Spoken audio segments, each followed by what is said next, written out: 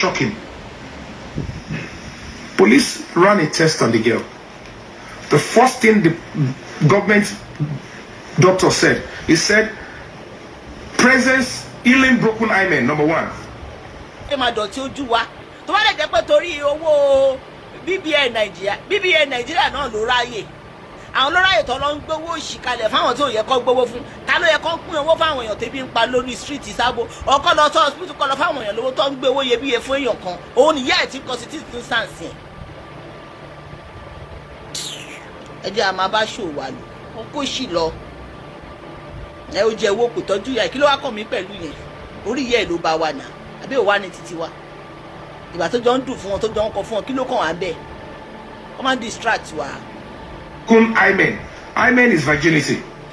Wọ́n ní ó ṣẹ̀ṣẹ̀ ń jiná, wọ́n ṣẹ̀ jábàálẹ̀ ọmọ yẹn ní 2021 when they claimed she was 14. Wọ́n ṣẹ̀ jábàálẹ̀ ẹ̀. Wọ́n wá ní presence of semen.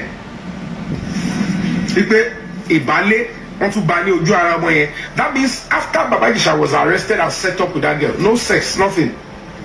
They thought they finished using the girl.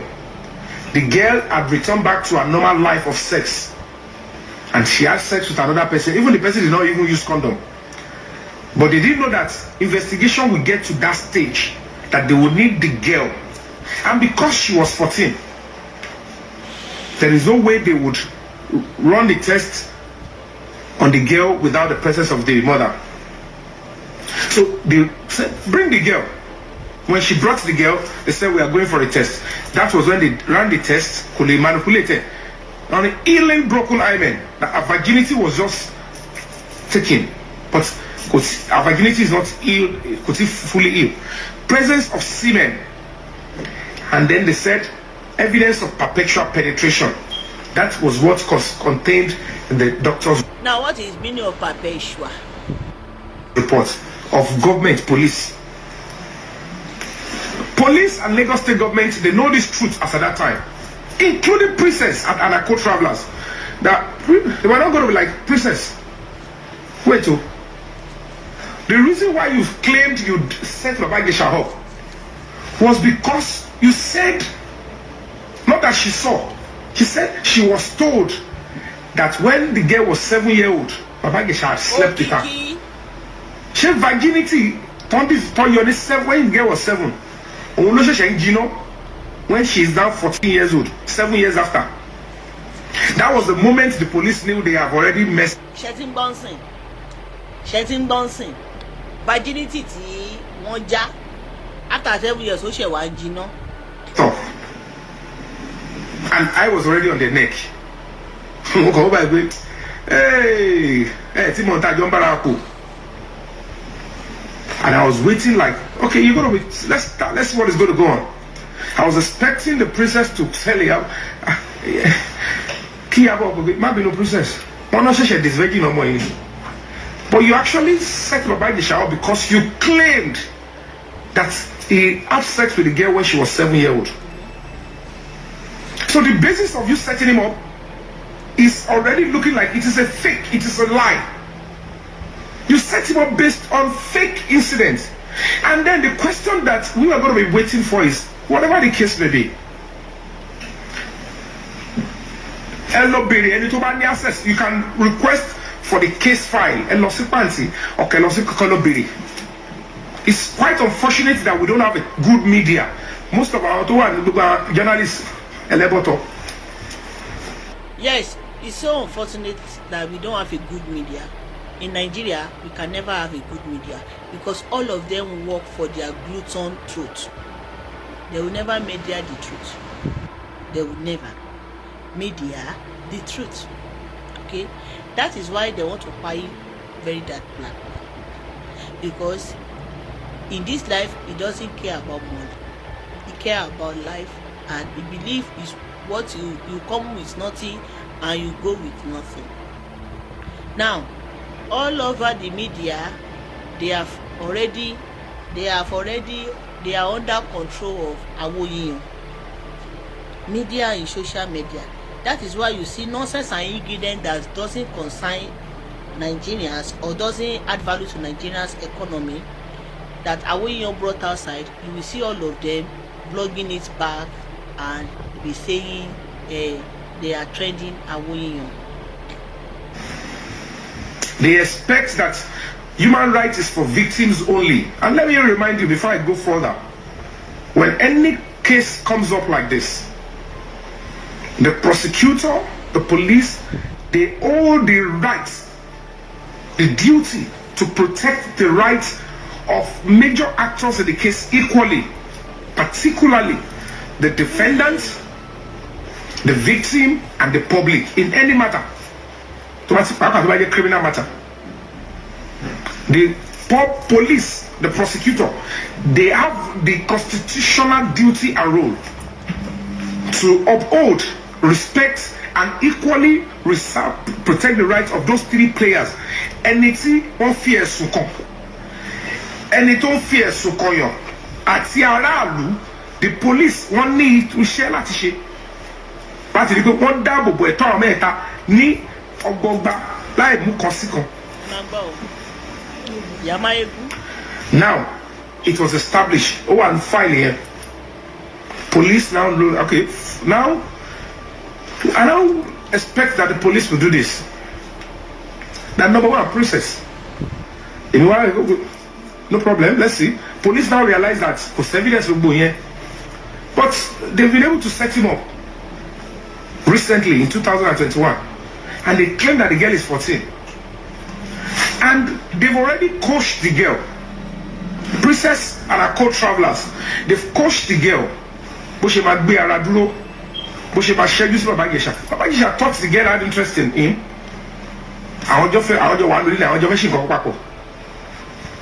He didn't know that the girl was giving him side. I don't do it. Don't. She's in Bonson. Ó dàbí kéèyàn gbé ọmọbìnrin sílẹ̀. Iṣẹ́ ọ̀dà age tó wá ń pè fún yín o. Ẹ wo ọmọ tó máa ń pè ní Cardi baby àbí Kid baby. Ẹ ti mọ ọmọ yẹn. Ọmọ tó kéré yẹn. Ọmọ kẹ́kọ̀ọ́ báyìí tó máa ń ṣe comedy tó máa ń lo voice. Ó lè lo voice àgbàlagbà. Ó lè máa lo voice ọmọ kékeré. Ṣé Kid baby tó ṣe wedding recently? Kid baby or Cardi baby? What is her name? Mi mọ orúkọ ọmọ yẹn náà ṣe wedding. I think it's this year lọmọ yẹn náà ṣe wedding. Kid baby or Cardi baby tó wà lórí TikTok. Irú ọmọ yẹn tó bá gbé kámẹ́rà jìnnà sí concept kan tó wá pààkì irun ìbí méjì ẹni sọ pé under age ni. Now irú ọmọ yẹn sì tí kò ń ṣe under age ó dẹ̀ máa seduce ọkùnrin tẹ́ mọ̀ pé ó like obìnrin. Yes, Ìjẹ̀ṣà like obìnrin. Àwọn èèyàn mọ̀ pé bàbá Ìjẹ̀ṣà like obìnrin. Àwọn èèyàn mọ̀ pé Ìjẹ̀ṣà like obìnrin. They know. Now ẹ wá ti mọ̀ pé ọmọkùnrin ó like obìnrin. Okay, ìwọ ẹ kà fi headset yọ since tó yẹ pé àwọn èèyàn ní tètè rí ẹnu kámẹ́rà kó o ti dàgbà because o ò lè sọ pé ọ̀rẹ́ ẹ wá kí ẹ lésì ó wá mú ọmọ ọ̀dọ̀ ẹ ó fẹ́ bá sùn ó wá sọ pé kọ́ bá ẹran lọ lẹ́wọ̀n wọ́n á wò pé ṣé ò yà wèrè. They are two adults. They have consent in their consenting. They have consent in consenting. Ẹ wá ní kọ́ ọmọ jókòó kó bọ́ bàtà ẹ ti kọ́ tí kì í ṣe minor tó ní boyfriend tó ń ṣe ní ana coordinator pẹ̀lú ẹ. Imagine. Please. And at the end of the day, police said, this one that you set him up, because you are shouting she's 14, we'll wait until the case gets to court. Then you go and prove your case. But the 7-year-old, when he says 7 years, he told me, we have no evidence, and we have even run our test. The test in our hand, we run contrary to the testimony of Princess Ijesha. Princess Tansoy. Don't forget that the 7-year-old, Baba Ijesha slept with the girl when she was 7. He used khaki. She never claimed she saw it. Normally, under the law, parental negligence is a criminal offense in Lagos State. A lot of you do not know. It's a serious criminal offense. If a 7-year-old is under your custody, are you with me, guys? These are the things that we were fighting and explaining to her. That if a 7-year-old is under your custody, Baba Ijesha does not live in your house.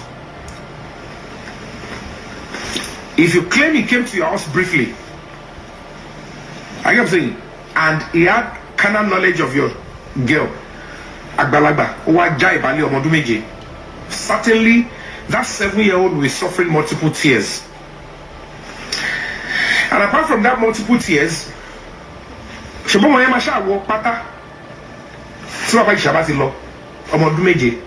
that means the pant will be soaked in blood. Or the we're not like, why? Where were you, princess? The assertion, the reason why you said you set him up. Where were you? And why didn't you notice that this girl was defiled when she was 7-year-old? And she was sick around. A 7-year-old is not expected to be having sex. How can a 7-year-old be defiled? Because she will have multiple tears. I want to go turn this virgin. One more quick dimashita. I want to come back Kasara because want to go. We see ọmọdún 7 years. Don't mind. So we want to go for a job. Bali. Tí ò ní tirori. Wọ́n ti àgbàtà ti bí sùn tàbí wà lẹ́gàn. Ṣé èèyàn kọ́ lè ti kọ́kọ́ rọ́bọ̀ wá dì? Téèyàn ní fìlì ẹ̀. Campus bọ́ sí ọmọ kékeré. Obìnrin yẹn orí irọ́ yẹn pa fún yín o. Orí irọ́ yẹn pa fún yín. Ṣẹ́rí nǹkan ẹyọ kan tó fi wọlé sí gbogbo yín lára ni pé you all know I'm married. I cannot be able to have my own children. This is what makes my marriage collapse. This is what makes my marriage collapse. That is why I can't be able to have another husband because I'm married. Someone now gave me a shy, and the person I call my friend now fi kọ́kọ́rọ́ já ìdí ẹ̀ is heartbreaking to me. Nǹkan tó fi mú yín nìyẹn. That is the weapon that they use to get you guys. The same weapon was used to get you concerning this journey. Èmi ni Lisa Anjorin gbọ́kú ẹ̀. Ló bá ń yẹ ọmọ ilé ìkọ́nà lọ́mọ ṣe. Èmi ló gbọ́kú ẹ̀ o. Èmi ló gbọ́kú ẹ̀. Ọmọ mẹ́rin ló kọ́ mi kọ́lẹ̀ fún mi. Àti jẹun látàná láti jẹta. Bisikíìtì àwìn mo lọ́gbà lọ́dọ̀ àbókí. Mi ì tí ì jẹun. Èmi ni Lisa Anjorin gbọ́kú ẹ̀. None of you could tell that as an adult. Kílé tó kiri ló wá ṣẹ̀ṣẹ̀. But you have wanted to bring a whole woman like her tó hustle tó jìyà kó tó lè make ẹ fẹ́ gbé ṣubú fún olórí burúkú tó yẹ pé orí burúkú ló gbé wáyé. Ẹ bẹ̀rẹ̀ sí ní 80 Lisa Anjorin. Because I am married, I cannot have children, my husband leave me. Ẹ bẹ̀rẹ̀ sí ní mú Ijesha ẹni kó lọ sẹ́wọ̀n. Ramadi, kí lọmọ yẹn ṣe fún ẹ? Kí ló ṣe fún ẹ? Ò bá ti máa pa á, ṣé ikú ló ẹ kó jẹ́ èrè ẹ̀ṣẹ̀? Ò bá ti mú kúrò ní Malias record. Wọ́n ṣe ń bu aṣọ rẹ̀ o. Ò bá ti mú kúrò ní Malias record. Ọmọ tó jìyà, ọmọ mẹ̀kúnnù, ọmọ tó struggle, ọmọ kápẹ́ntà. Ṣé torí pé kò lówó lọ́wọ́ ni Ramali wa nìkan pa á? Ṣùgbọ́n ṣá o, royalty Mohbad foundation mi máa gbà lọ́wọ́ ẹ̀ royalty Mohbad. Gbogbo yín tún bugi jẹ́. Ni Ramali ló pa. They will use weapon of crying. All this olórí burúkú woman. Weapon of crying. Torí pé wọ́n mọ̀ pé 80% of Nigerians on social media are full. They don't think. That is why you see a white man. Oba ma sokun wa ma wo nu ojú ẹ báyìí wọ́n mọ̀ pé ń parọ́. Kódà kó máa sun ẹ̀jẹ̀. Wọ́n wo nu ojú ẹ wọ́n mọ̀ pé ń parọ́. Wọ́n mọ̀ pé ń parọ́. Almost 7-year-old could deceive. She cannot pretend or hide the pain. So if a parent cannot detect that a 7-year-old was defiled under her, and then the question we're expecting the police and Lagos State government to ask princesses, where were you when this girl was deflowered? Because Baba Ijesha doesn't live in your house. So if he came to your house and spent probably 30 minutes or 40 minutes and someone that did wedding within 2 weeks of her wedding, marriage took her. ẹjọ ṣé láàrin 2 weeks yẹn lọ́kọ ẹ ti béèrè pé kílé tó bímọ kọ́kọ́ filẹ̀ máàmì aláṣọ àdúrà mo mà kí yín o àtìrẹ́ni tó wà nígbéyàwó 10 years kò tí ì bímọ kò filẹ̀ o 5 years kò tí ì bímọ kò filẹ̀ o within 2 weeks marriage wọn ti túká ó fẹ́ ọkọ láàrin 2 weeks ẹni tó sẹ́ẹ̀tì lè ṣàwọ̀pọ̀ ó fẹ́ ọkọ ṣe marriage after 2 weeks marriage túká ó dẹ̀ bọ́ síta ó dẹ̀ parọ́ fún yín pé torí pé òun ò bímọ ní marriage òun ṣe túká just to nail Ijesha to prison pẹ̀lú bó tún ṣe nail Ijesha sí prison yẹn kò tẹ́ lọ́rùn ó tún padà bọ́ta ó ní kí gbogbo yín sá fún kọ́ dẹ̀ ba tiẹ̀ jẹ́ òun ò dẹ̀ gbọ́dọ̀ gbọ́ pé ẹnìkan kan gbèjà òun ti bí ó máa fò wá láti UK wá máa arrest àwọn èèyàn Nàìjíríà. He found your 7-year-old daughter and left for his house. So iṣẹ́ tó ti yà ti pẹ́ iṣẹ́ tó ti yà ìpẹ́ à mo fẹ́ lọ já dúró ní UK story wo lè fún wọn pé wọ́n fẹ́ pa mí o wọ́n ti sọ fún pé story raping ni ah ta ni mo lè fi ṣe scapegoat tó ti promise ní fífẹ́ tí ò dé fẹ́ mi mọ́ láti jọ tó fi múlẹ̀ Ijesha ni wọ́n ṣe fún ambassador ẹ̀ bá tiẹ̀ jẹ́ ó go viral ó lọ ní newspaper jẹ́ set camera àwọn evidence tí máa fi ṣe àdúró ní London ìyẹn ní UK jẹ́ set camera gbogbo bá ṣe lọ court máa ní kí newspaper máa gbé gbogbo ẹ̀ ní máa tender fún ìjọba pé wọ́n fẹ́ fi fún mi ní asylum máa fi gbàwé ìgbé mi wọ́n ṣe pa ti Ijesha jẹ́ nìyẹn mo lè ṣe rí pé immediately by ó fly gbogbo evidence yẹn lọ kó jọ tọ́lọ́ fi orí Ijesha sí asylum ní UK. your daughter is so scared that even if she has been threatened not to speak, there is no way you, the mother, will not notice. Now, wọ́n ní Ijesha threaten ọmọ láti má sọ̀rọ̀ ó wá sá lọ ṣebí ẹni téèyàn bá rìn lójoojúmọ́ tó yẹ pé tó bá fẹ́ sọ̀rọ̀ báyìí tó bá ti wojú ẹ̀ báyìí ẹ̀rù máa tú báyìí ò ní lè sọ̀rọ̀ bóyá o fẹ́ sọ̀rọ̀ ń sìn ẹni tó ń threaten ẹ̀ wọ́n àwájú ẹ̀ ṣebí òun ló máa bẹ̀rù but ọdún kan ọdún kejì ọdún kẹta ọdún kẹrin ọmọ yẹn dẹ̀ sì tún bẹ̀rù láì rí Ijesha kò dẹ̀ sọ̀rọ̀ ẹ wo irọ́ tó pa ọ̀pọ̀lọpọ̀ àwọn òbí ò dẹ̀ jókòó for reasons sí can this truly happen with all this narration can this thing be true with this first narration àbí ẹni tọ́mọ bá ń rí lójoojúmọ́ ká lójoojúmọ́ ló ń rí Ijesha bó ṣe parọ́ ọmọ yẹn a máa ní à ojú Ijesha ló ń gbọ́ ọmọ yẹn lẹ́rù torí ẹ̀mí ó máa ṣe báyìí tó bá sọ tó bá ọmọ orí oṣù kan oṣù méjì tó fi dọ́dún kan ọdún kejì ọdún kẹta ọdún kẹrin ọdún ẹ̀rù òde ẹ̀bọ ọmọ náà kó sọ̀rọ̀ ọmọ tẹ claim pé tó bá rí Ijesha ní tẹlifíṣàn á máa gbọ̀n á máa sọkún ó wá dẹni tó ń bọ́ bàtà fún Ijesha ọmọ tẹ ní má ṣe o ayé burú o nǹkan táyé bá mọ̀ torí ẹ̀ don't let people know your weak point ọkùnrin ní Ijesha nínú industry wọn lọ máa ń fa àwọn obìnrin ṣe gbèsè lọ gbébọ̀ láàrin wọn bẹ̀rẹ̀ so he has used to it so possibility wà kọ́ tí wọ́n wí pé Ijesha láìkó obìnrin bóyá ẹ̀jẹ̀ package ilé ìfún so wọ́n ti mọ̀ pé ó láìkó obìnrin òun lọ́ ṣe rọ wọ́n ti mọ̀ pé ó máa fọ́ òun lọ́ ṣe ra lọ́mọ wọn tó ní small stature fẹ́ẹ́ dẹ̀ mọ̀ pé kì í ṣe ọmọdé because ọmọ tó bá tẹ̀ jẹ́ virgin gan lọ́mọ yẹn wọn lè fi set up kó mọ bó ṣe ń bọ́ bàtà fọkùnrin kó jókòó sẹ́gbẹ̀ẹ́ ọkùnrin kó máa lọ kó máa bọ̀ wọ́n ti mọ̀ pé eléyìí ní ó ṣe pẹ́ẹ́tẹ́ rí yìí ní ó ṣá wọ́n ti gúdù gan wọ́n ti kọ́ ń ṣe dáadáa ọmọ tó ti ń dókó wọ́n ti mọ̀ pé Ijesha tó bá rí lè ó máa lárí mọ́ òun lọ́ ṣe rọra bá sẹ́ẹ̀tì CCTV camera wọ́n dúró sínú ilé mò ń bọ̀ wọ́n ti mọ̀ wọ́n dẹ̀ sọ yà ìwọ náà ṣe sí ó bá ń bọ́ bàtà ọba ẹ̀yin ọkùnrin tẹ bá lóbìnrin tó gbé súnmọ́ yín bẹ́ẹ̀ tiẹ̀ ní fẹ́ ṣé ẹ̀ ní dóbò ẹ má parọ́ náà don't let us lie tóbìnrin bá gbé súnmọ́ yín tẹ̀lé rí bó láìkí bóyá àsìkò yẹn náà ara ó bẹ̀ yín náà lẹ́gbẹ̀ẹ́ kan ṣé ẹ̀ ní fọ́ ni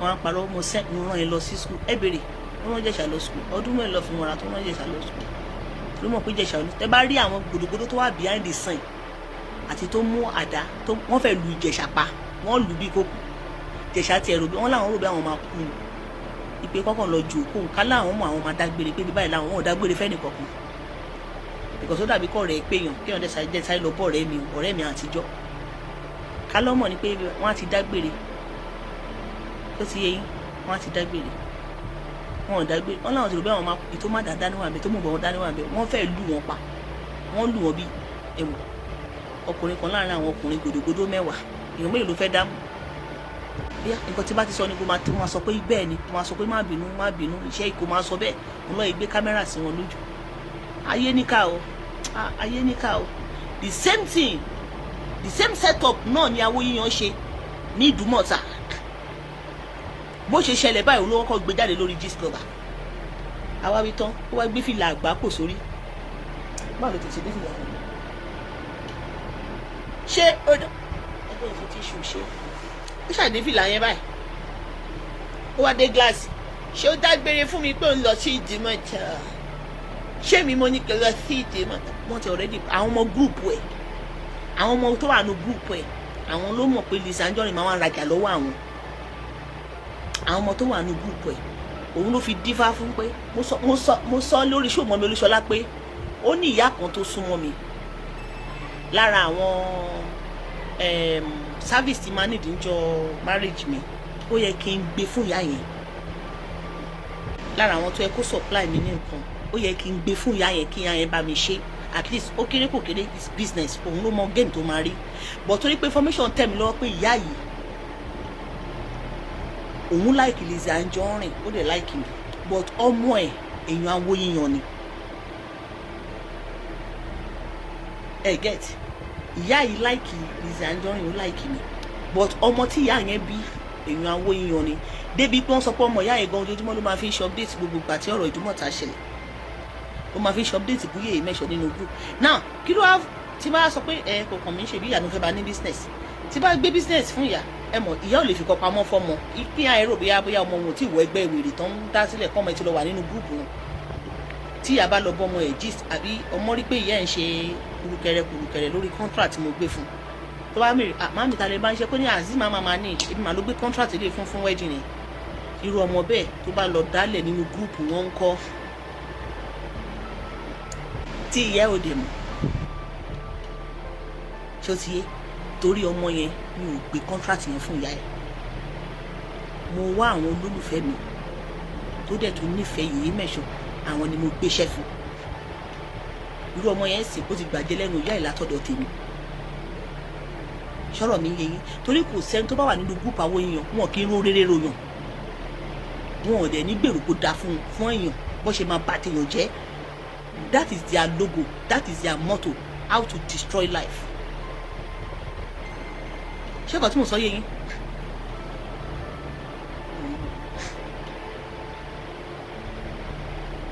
how to destroy life òun lọ kọ́ wọn nínú group wọn how to set people up to destroy people to bring people down so ìwọ tó bá dẹ̀ ń ṣọ́ra ó láti wà very very careful ó pè mí kí n gbé kàkà kí n gbé fúnyàn tí mo mọ̀ rí tó mọ̀ mí máa yẹ wulẹ̀ lọ gbé fẹ́ lómi tí wọ́n mọ̀ mí torí mi ń jẹ́ kẹ́sì àkóbá fún mi. do you know a lot of vacancy sílẹ̀ lọ́dọ̀ yìí mẹ́sọ̀ tó ń wọ ọmọ iṣẹ́ tó lè bá wọn ṣiṣẹ́ but due to ọ̀pọ̀ tó wà lórí social media wọn ò lè gbàyàn mọ́ ó pè é mẹ́sọ̀ kọ́ lọ gba haúsá tí ò tiẹ̀ gbọ́n kankan tí ò lo àndọ́rì tó máa bá wọn ṣiṣẹ́ ó pè wọ́n kọ́ lọ gba ìlú ìmíì tó yẹ pé kò lo àndọ́rì dé gbó fẹ́ wà nínú group àbó fẹ́ wà nínú social media ẹ wo ibi tí Awóyíyan destroy life àwọn èèyàn dé ó dẹ̀ wá ń lo ẹ̀yìn èèyàn yẹn lórí social media kẹ́ lọ máa destroy èèyàn just for our own children to be collecting ambassador and contract ayé àwọn ọmọ tí yín dẹ̀ ń bàjẹ́ ọ̀nà tó yẹ káwọn ọmọ yín fi máa gba endorsement káwọn ọmọ yín náà máa gbaṣẹ́ gbogbo ẹ̀ ti dí ẹ bẹ̀rẹ̀ báyìí Lizzy Anjorin nìkan ló ń sá láti máa gbàyàn mọ́ ọ̀pọ̀lọpọ̀ yín tẹ́ máa ń upload pé I am graduate I'm looking for job kò sẹ́ni tó lè gbà yín mọ́ online people are scared down. Mo ti ní èèyàn bíi mẹ́ta from diaspora tó ní company ní Nàìjíríà tó ń wá àwọn èèyàn tó máa gbà ìsà wọn ní sí ìṣó léèyàn láti ilé yín because oníkálukú wọn ń wọ èèyàn tó nírú sìn they are scared ẹ̀dẹ̀ destroy ara yín àwọn èèyàn fi yín destroy ara yín láti build àwọn generation tiẹ̀ orí yín ò pé ta ló fẹ́ pè yín síṣẹ́ mọ́ people are scared of you guys they are afraid of you now àmọ́ ẹni rẹ àmọ́ ẹni bí àmọ́ ẹni rẹ àmọ́ ẹni bí èèyàn mélòó ni mo fẹ́ lọ wá nu family mi tó fẹ́ employ síṣẹ́ àkàn lè gbé vacancy sórí social media sí pé tabarẹ́ni tó lè ṣiṣẹ́ yìí o this is amount tó fẹ́ máa fún ẹ lóṣù o tó dẹ̀ máa wà òkè fún interview you start from there at least ẹni tó bá ríṣẹ́ 150,000 lóṣù ta gbé vacancy síbẹ̀ pé iṣẹ́ báyìí wà 150,000 can you watch it kò sẹ́ni tó fẹ́ gbà yín mọ́. People are scared, they are scared, they are afraid. Kẹ́ bá lọ máa record wọn gbé sínú group àwo yíyan kẹ́ lọ máa fi máa bully wọn lórí TikTok. A lot of graduates ló wá di useless, gbogbo wọn wá di content creator. Now imagine tó bá gbé content, tó bá gbé monetization kúrò lórí social media, how do you want to survive? Àwo yíyan have destroyed you guys níbi tẹ́tí ń pa ti tara yín, tẹ́tí ń pa tara yín jẹ́. Àwo yíyan dẹ̀rẹ̀ life ọmọ tí ò bá jẹ́ o ẹ̀yin bá yé ara yín jẹ́ ẹ fi promote life àwọn ọmọ àwo yíyan ojoojúmọ́ làwọn ọmọ àwo yíyan máa fi máa gba ambassador because the more you shout àwo yíyan's daughter's name, the more you shout àwo yíyan in-laws name, the more they will be receiving ambassador, but your own life has been destroyed because nobody want to patronize you, because nobody trusts you. Get that fact into your drum score and get fact right. Tẹ́lẹ̀ ẹ máa tẹ́lẹ̀ àwọn tó máa gbé vacancy, we are looking for workers. Kò sẹ́ni tó ń ṣe mọ́ lórí social media. Nobody is doing it on social media. You are destroying yourself, doing evil. You are destroying yourself because katomo ẹ lọ máa gbé gist of ló kọ́ bẹ̀rẹ̀ o, just to be destroying people.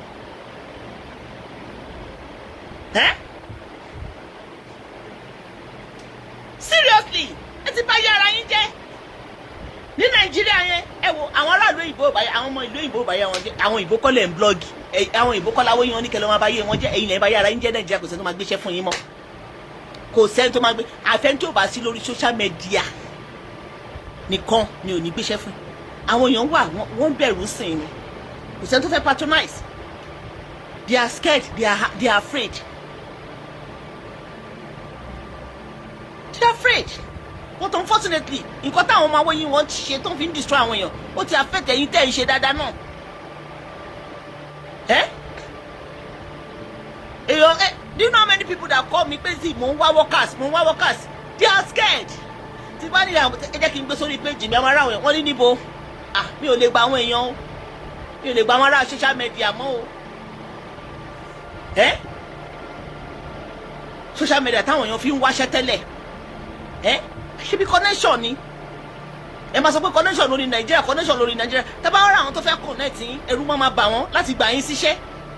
Nǹkan tẹ́ ń ṣe yóò destroy yín, àbá yín sọ́ọ̀sì ẹ̀ gbọ́, ẹ̀ ń destroy ayé ara yín, ẹ̀ ń promote ọmọ àwo yíyan. You are the one destroying yourself. Àwo yíyan, nothing can happen to her because after you destroy yourself finish, you will be elevating your own children.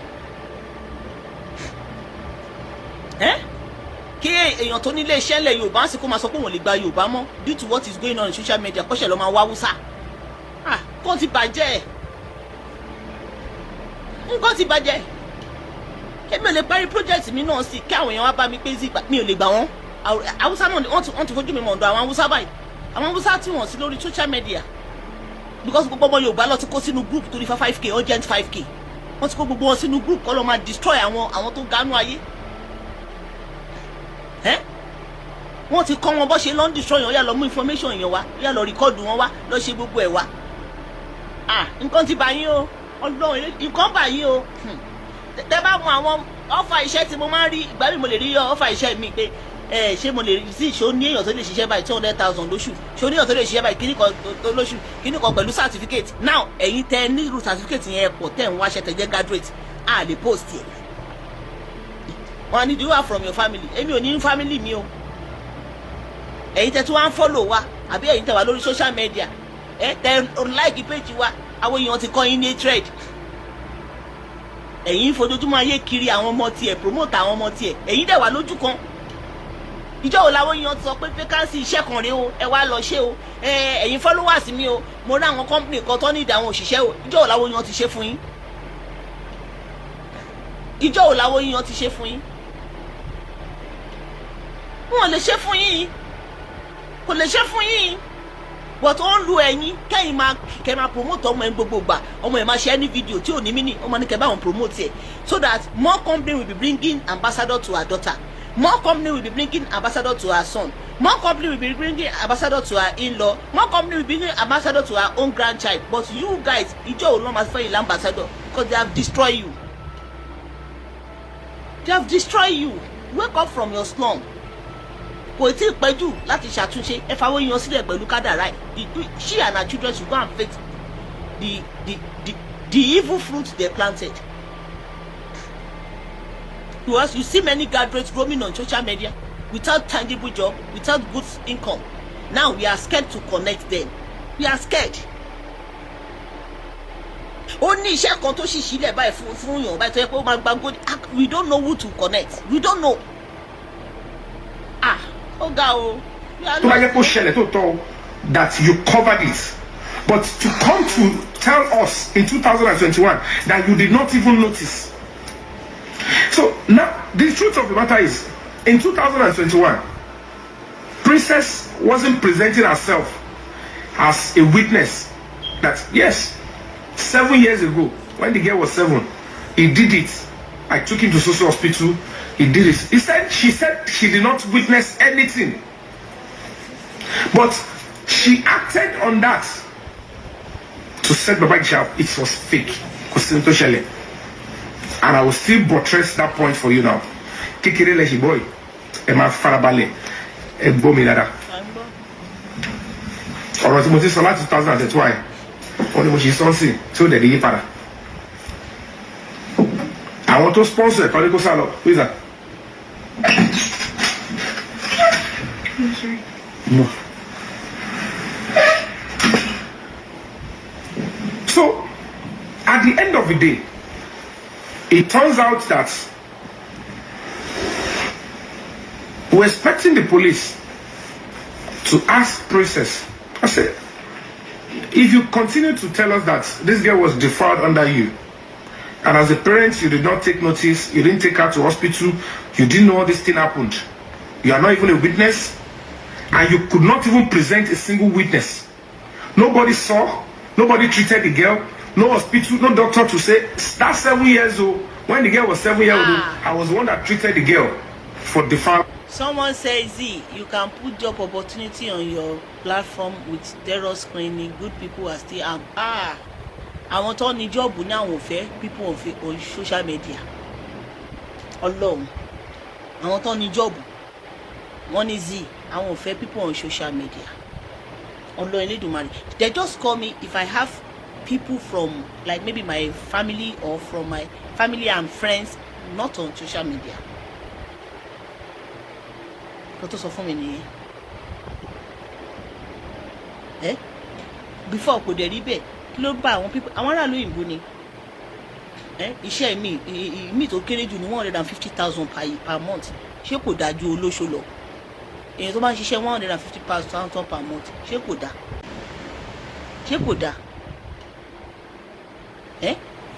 ọ́fíìsì ló máa tún wà ṣé kò dá náà wọ́n ti bà gbogbo ẹ̀jẹ̀ mo sọ fún wọn mo ní let me post I said no I cannot do it. Z, no, I don't want people on social media. Social media, the people on social media, their brain have been contaminated. I don't want anybody that will come and record my company. They will use it to threaten me, to be putting it on social. Okay, for example, now look at Ijesha. Just because you know she have enemy on social media. Grant interview lọ́dọ̀ àwọn opponents wọn. You see life.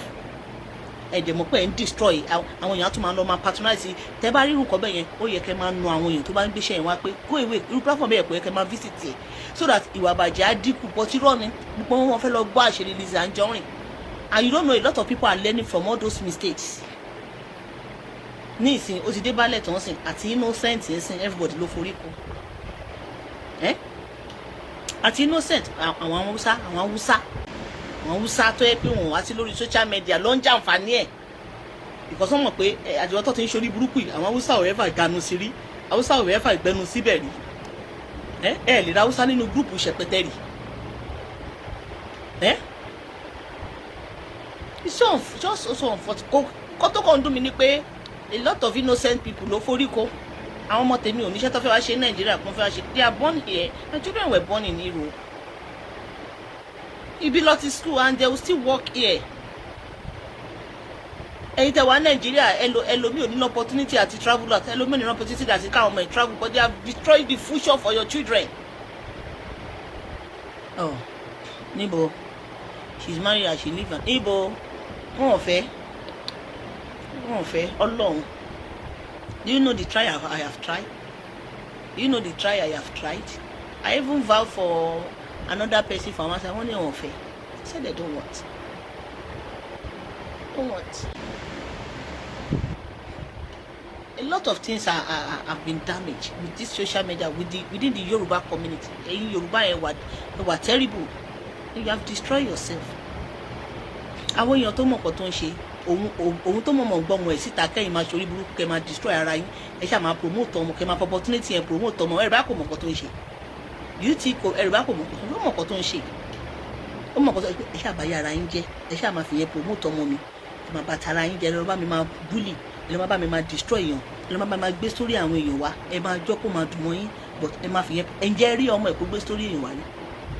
Ǹjẹ́ rí ọmọ títẹ̀ bí ọmọ tiẹ̀ bá tiẹ̀ sápamọ́ sábẹ́ iṣẹ́ ọ̀sà ẹ̀rọ ọmọ tiẹ̀ kó ṣàyà gbangba kó gbójú síta kó ṣe rí ẹ̀rọ ọmọ tiẹ̀ kó stage show gbogbo bàtà yẹn sọ pé Lizzy Anjorin ṣépè fún ọmọ ẹ̀rí kọ́ ọmọ tiẹ̀ gbójú síta kó ṣàyà gbangba kó ṣe show fún Yèyé Mẹ́sàn pé kí ló tó ń ṣépè fún mi kí ló ṣẹlẹ̀ kí ni mo ẹ̀rí kó ṣe bẹ́ẹ̀ no ó mọ̀ pé ẹ̀yin tiẹ̀ máa fi titi yín lẹ̀ sacrifice fún ọmọ òun ẹ máa lọ ṣe ẹ máa ṣe ẹ bá dẹ̀ ti ń ba tara yín jẹ́ ẹ máa bá wọn promote ọmọ tòun ẹ rí sí pé ìlẹ̀ ba tara yín jẹ́ báyìí ibi tẹ̀ ti ń It was as empty and blank as anything. Even Princess herself was never a witness. She did not see anything. Nothing happened. But she planned the trap in 2021. Now, it's one or two way but criminal the princess. Police refused to charge him. Lagos State government refused to charge her. Rather, police refused to charge Lagos. They didn't touch on that. I went further. Where is the evidence of this girl's age? No birth certificates. Nothing was proven. And when the princess is being paid 14-year-old. And I can tell you all for free. Even the girl was writing different ages. Otoni age to koni sabo. Otoni age to koni panty. It was Lagos State government. Long defended.